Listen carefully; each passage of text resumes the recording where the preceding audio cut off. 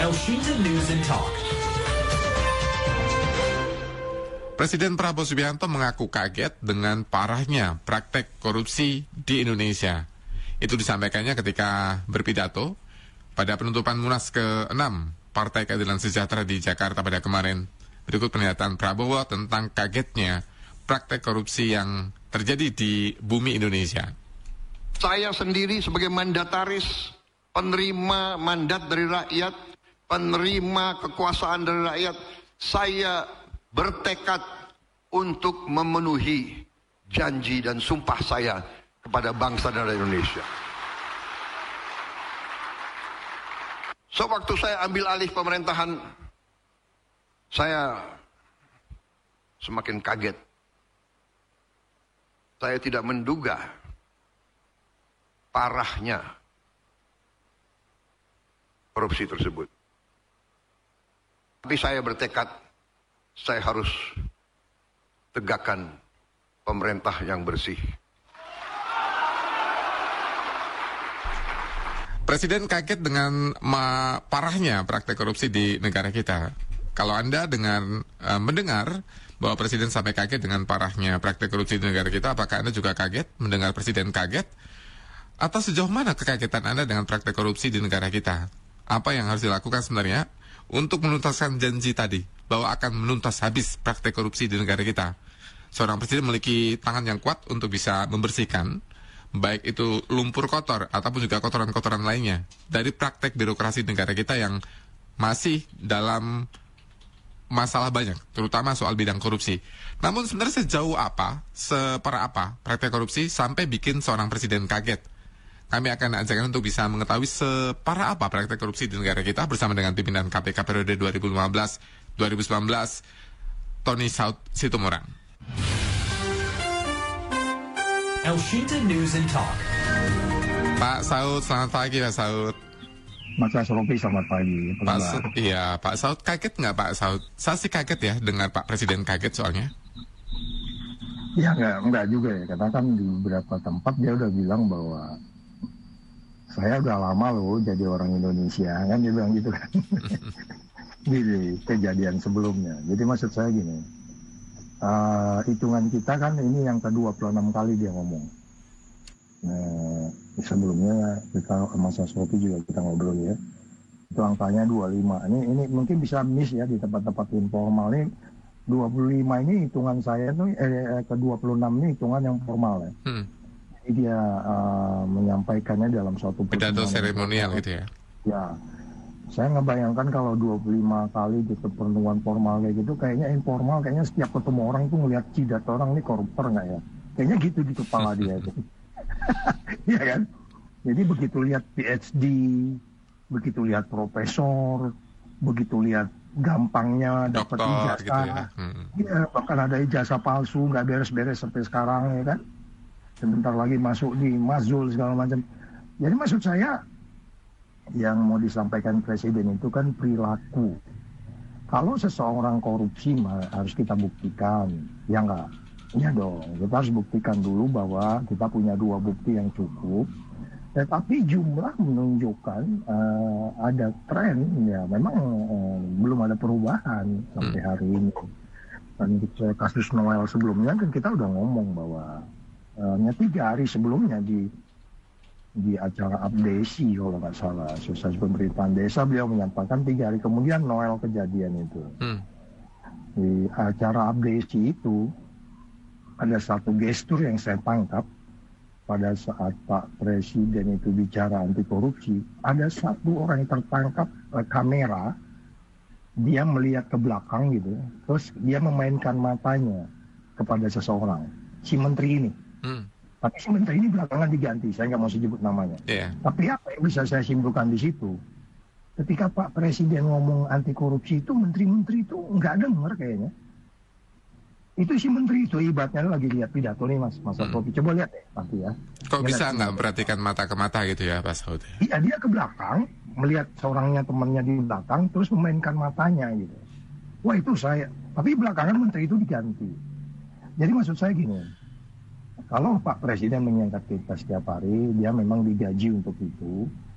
dengan alasan dia tidak seperti paradoks seperti buku yang dia tulis, karena ini persoalan penting ya. Saya khawatir kalau Nurbaya masih terus berupaya kayak gini terus, ya, dia pertumbuhan ekonomi 8%, udah 200 triliun masuk ke perbankan, dia mulai masuk detail-detail kemarin rapat perbankan dia lihat gitu ya. Ya memang saatnya memang Pak Presiden tetap inspiring, menginspirasi, tapi menteri dan ke bawahnya itu harus mulai bertindak gitu.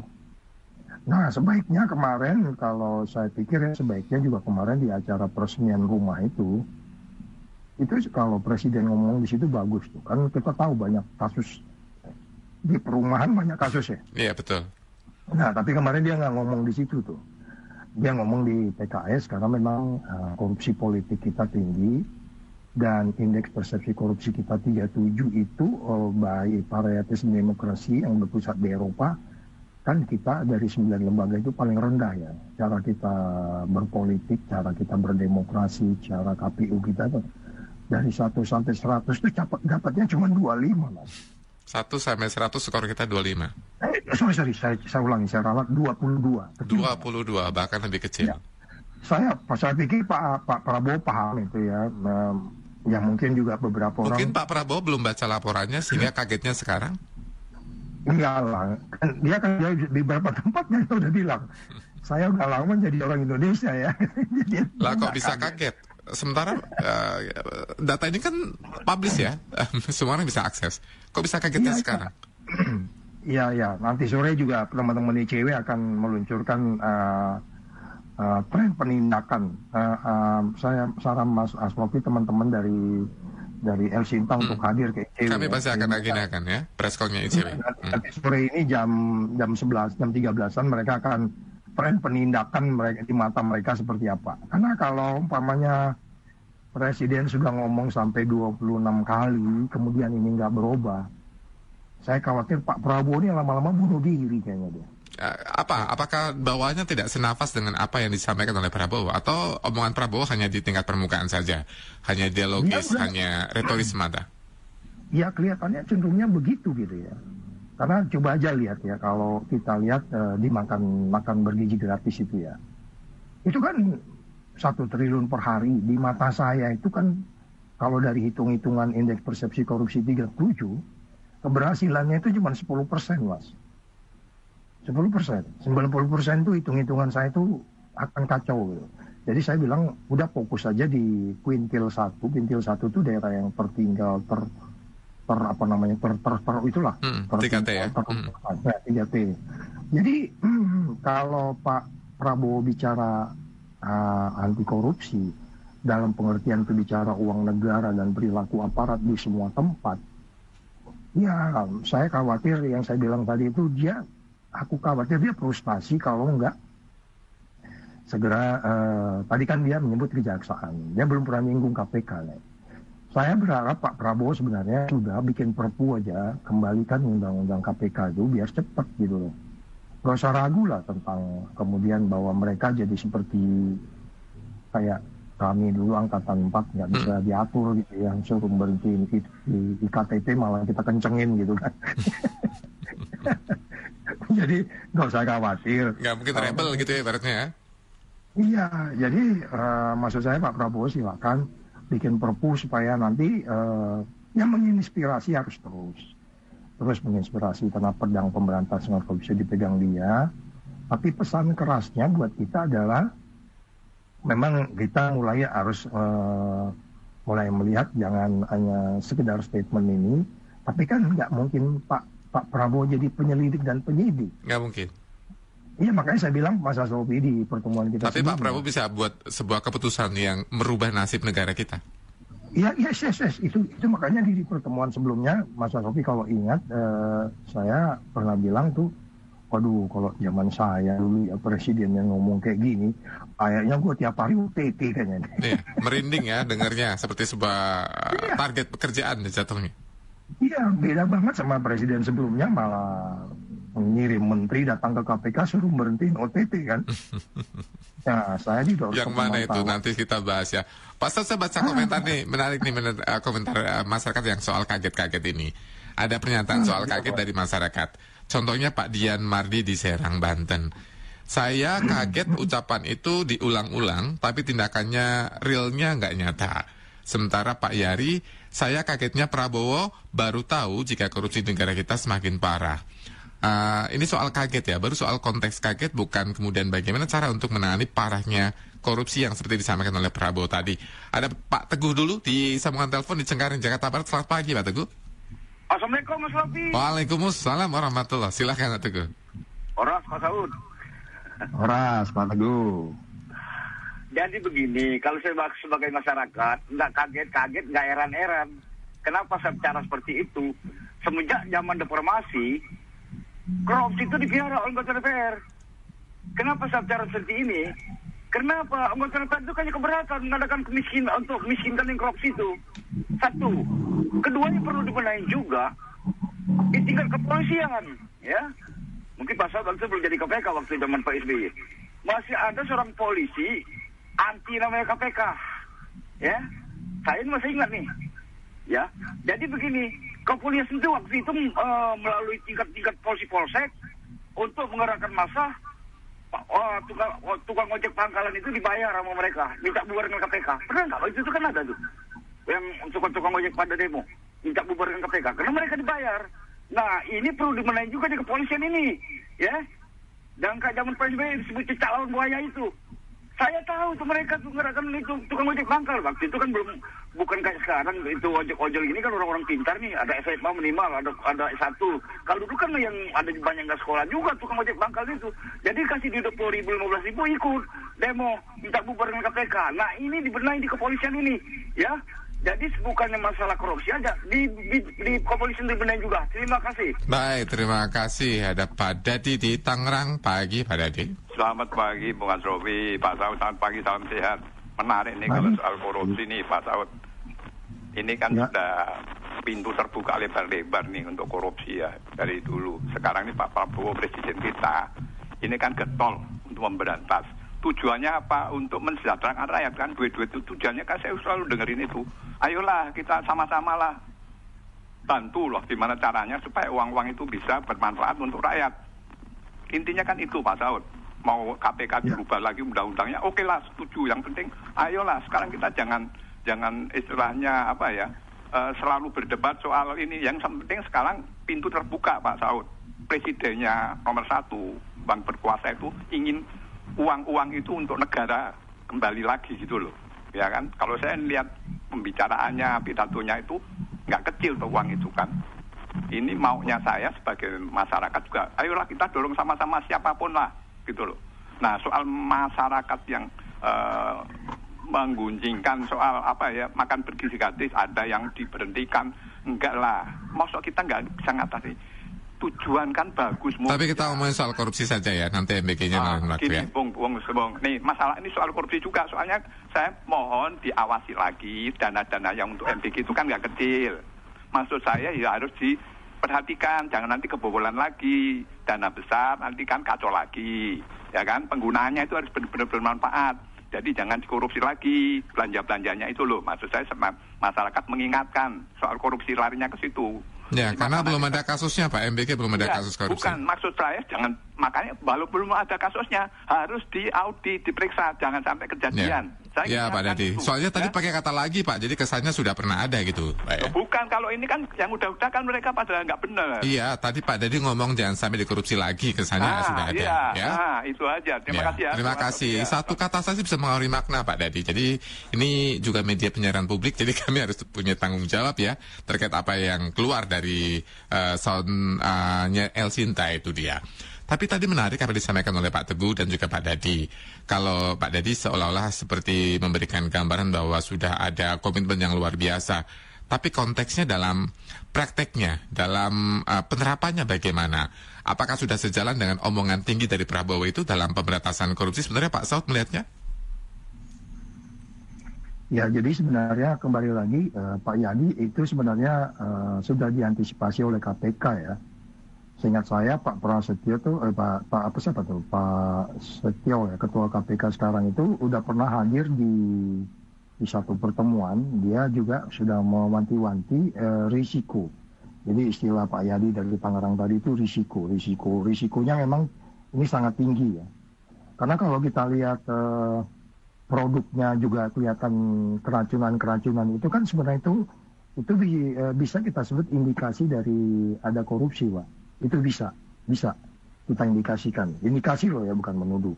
Karena kalau kita lihat seperti jembatan runtuh baru dibangun, itu kan indikasinya ada. Jadi dari awal memang atau kantor bupati tiba-tiba runtuh padahal baru 3 bulan dibangun ya. Jadi indikasi. Jadi maksud saya yang kita tidak menuduh karena niat mulia untuk memberi masyarakat cukup gizi ini cukup tinggi walaupun harus dievaluasi total ya mengenai tempat-tempat dan pilihan strategi penentuannya dan pelelangannya, makanannya, jumlah gizinya. Kemarin di DPR dia bilang orang Melayu kalau dikasih susu pasti perutnya nggak cocok segala macam. Jadi banyak analisis untuk itu. Jadi maksud saya gini, kalau kita kembali dari Mas Dian tadi juga, Mas Teguh juga, ya memang polisi ini kita harapkan segera dibenahi ya, dan kemudian memang mereka yang sangat menentukan, karena day by day-nya mereka yang menentukan. Kalau saya bilang sih dikembalikan ke Kemdagri saja, supaya dia lebih dekat dengan rakyatnya, ya, dan kemudian sehari hari seperti bagaimana di Inggris kalau kita dekat polisi itu rasanya tenang, aman, damai gitu. Jadi bukan malah takut gitu. Itu kan sebenarnya kegagalan kita membina kepolisian kita selama sejak kita merdeka. Jadi sekali lagi yang Pak Yadi bilang tadi memang betul bahwa kemudian kalau kita mengkritisi Pak Presiden, ya memang dia kalau umpamanya 90% dia kerjanya, bahkan kalau saya dulu di lapangan suka diingatkan oleh teman kerja saya kalau lagi susah kerjanya ya, Mas Saud, kita ini kan 10% kerjanya, 90% dimarahin gitu. Jadi Pak Prabowo juga, pokoknya dia ngomong apa aja pasti akan dikritik orang, nggak boleh dia marah gitu. Karena dia memang digaji untuk dikritisi gitu ya. Jadi kita juga pagi ini kan mengkritisinya kritisi baik gitu. Kita simpati dengan beliau sampai 22 Justru kita dukung ya, kalaupun itu benaran kan. Oh ya. Mas, saya nyebut nama Prabowo loh dalam doa saya setiap hari. Bukan main-main tuh. Mudah-mudahan dikuatkan ya, mudah-mudahan tidak dikerjain oleh orang-orang jahat di sana gitu. Iya, ini secara publik saya ngomong beda banget sama presiden sebelumnya. Oke, gitu Mas. Yang mana sih? Saya sebenarnya nggak pengen nanya ini. Tapi ada pernyataan gini dari Pak Bambang di Bintara, Bekasi. Presidennya kaget, ternyata korupsinya lebih besar dan lebih parah prakteknya. Tapi yang kita tahu kan korupsinya nggak jauh-jauh dari lingkungan dia sendiri.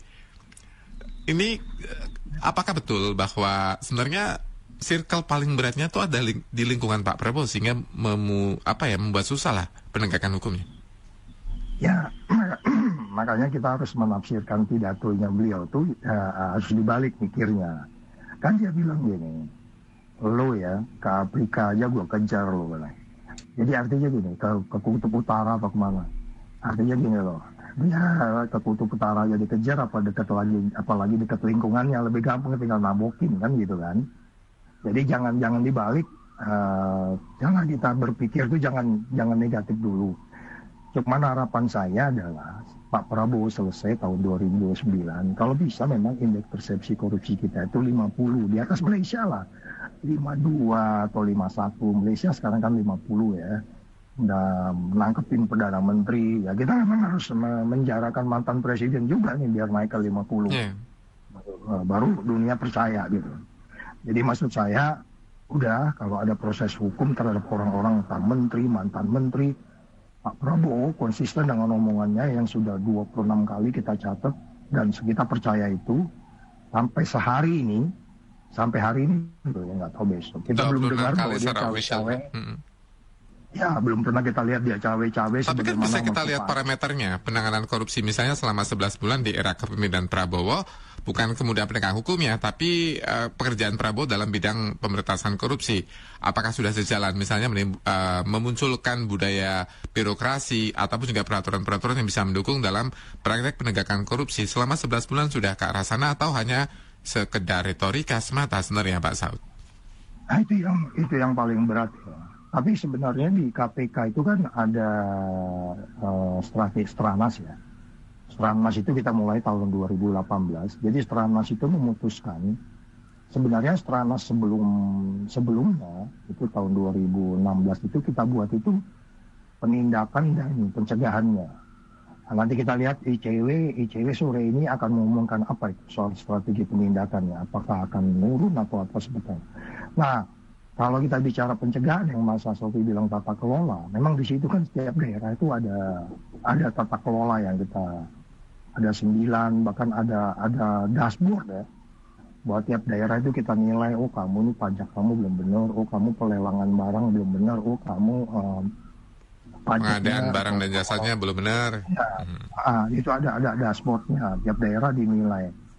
Tapi memang fokusnya berubah dari penindakan pencegahan, waktu itu keseimbangan, Perpresnya diubah oleh Joko Widodo menjadi pencegahan doang. Jadi strategi pencegahan. Jadi ini sepertinya kalau pencegahan itu kan sebenarnya lebih kepada omong-omong itu.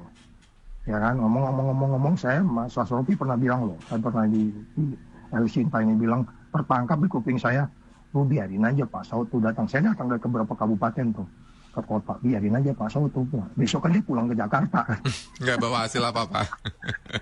Ya artinya perilaku tetap. Jadi maksud saya yang perlu kita yakinkan. Takutnya kalau ternyata hanya anjing menggonggong kafilah berlalu kan lebih serem tuh Pak Saud. Ya itu yang kita khawatir, makanya memang betul yang kita harus supaya nalar kita nyambung dengan yang disampaikan oleh Pak Yadi ya, dari Tangerang tadi ya. Nah bahwa sebenarnya bagaimana sebenarnya keseimbangannya di penegak hukum yang lain. Jadi kejaksaan, kepolisian, KPK bersama-sama karena formatnya masih seperti itu. Ya Pak Prabowo bilang kan kemarin di PKS, saya sudah panggil Jaksa Agung katanya. Jadi sebenarnya saya sudah bicara dengan KPK juga gitu. Lain kali kita ingin gitu dia dengar ngomong gitu. Karena bagaimanapun kan pasti beda, strateginya pasti beda. Hukumnya, undang-undangnya beda, lex spesialisnya aja beda gitu.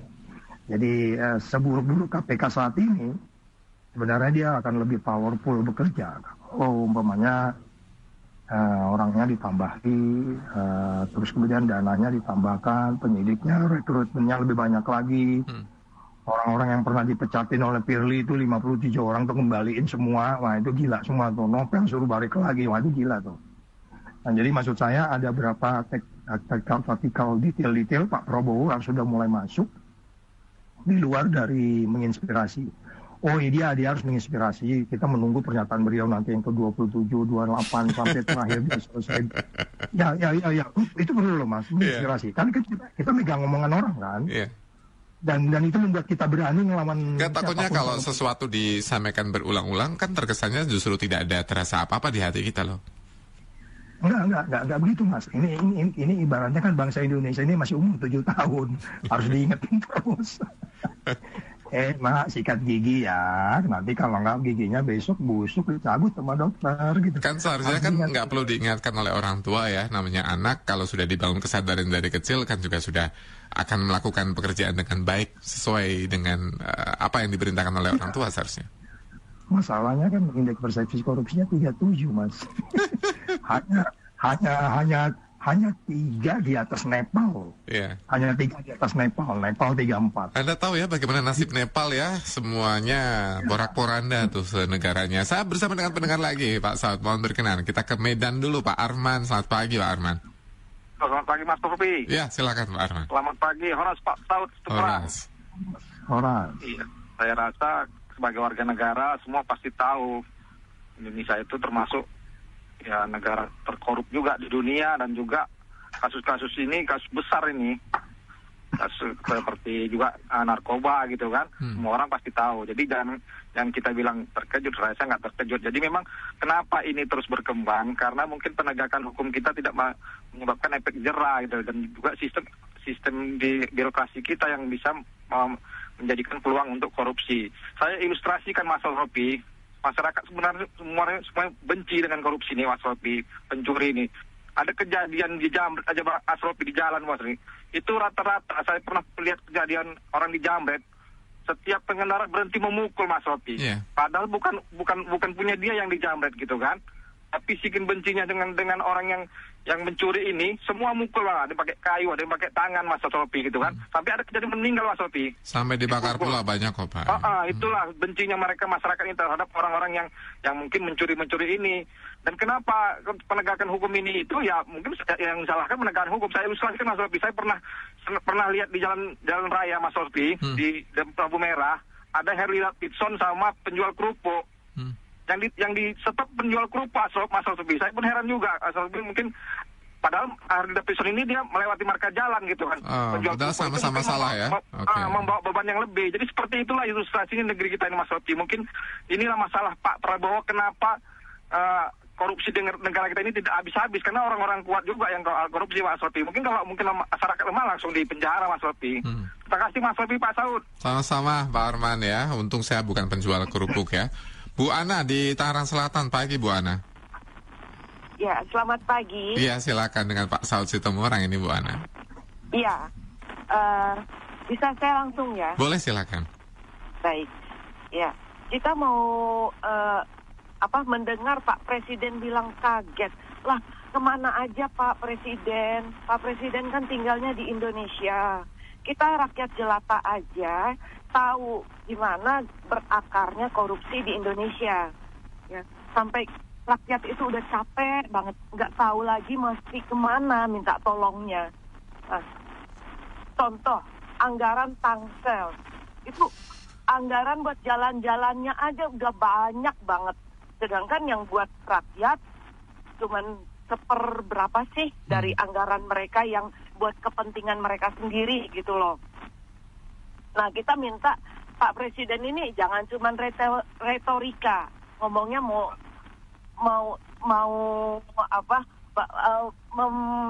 berantas korupsi.